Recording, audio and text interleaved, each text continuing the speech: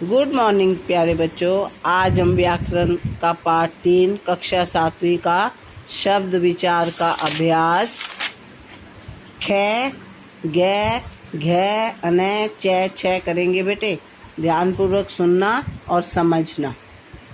ख अभ्यास। निम्नलिखित रिक्त स्थानों की पूर्ति कीजिए। वर्णों के मेल से बने सार्थक वर्ण समूह को शब्द कहते हैं। दूसरा, विभिन्न विदेशी भाषाओं से हिंदी में आए शब्द विदेशी शब्द कहलाते हैं। तीसरा, जिन शब्दों का केवल एक ही अर्थ होता है उन्हें एकार्थी शब्द कहते हैं।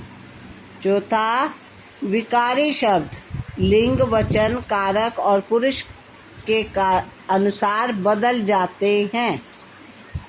एक्सरसाइज।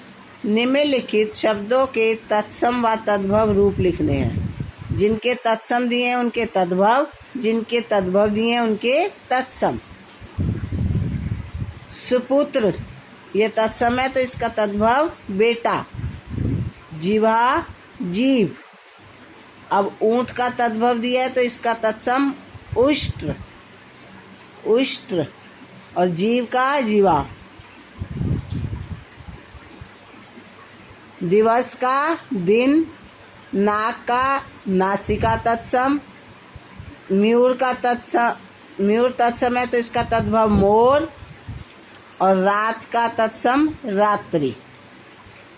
अब एक्सरसाइज है। निम्नलिखित शब्दों में से रूढ़, योगरूढ़ व यौगिक शब्द छांट कर लिखिए।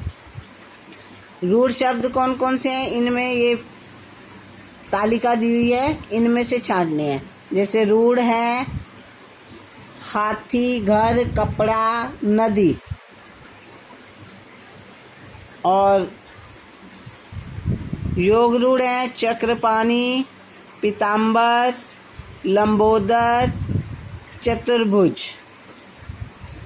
यौगिक दशानन,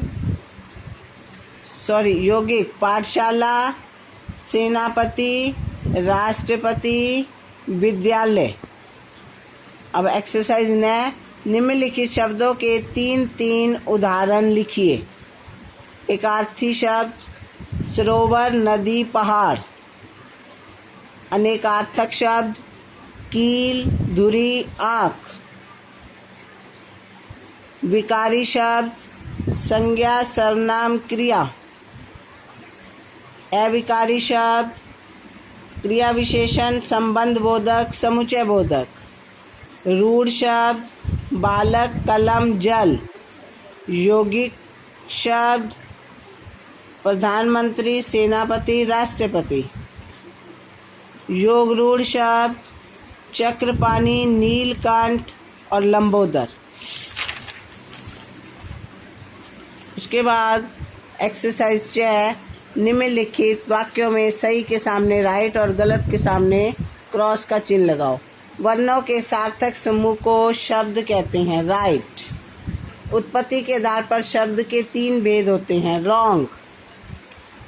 जिन शब्दों का कोई अर्थ नहीं होता वे निरर्थक शब्द होते हैं।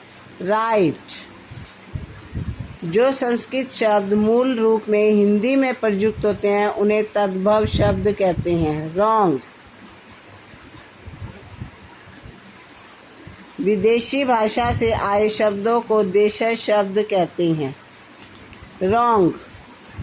अर्थ के आधार पर शब्दों के 2 भेद होते हैं। रॉन्ग। 6 एक्सरसाइज। निम्नलिखित विदेशी शब्द जिस भाषा के उन्हें छांट कर उन भाषाओं के सामने लिखना है।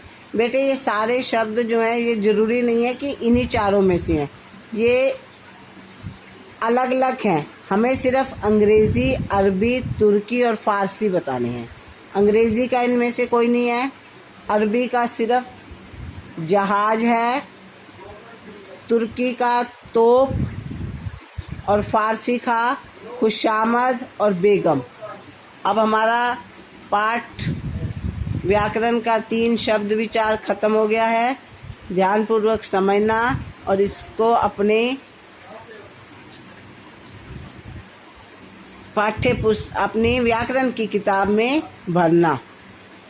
मेरे चैनल को सब्सक्राइब करना, मेरी वीडियो को लाइक करना। Thank you. Have a nice day.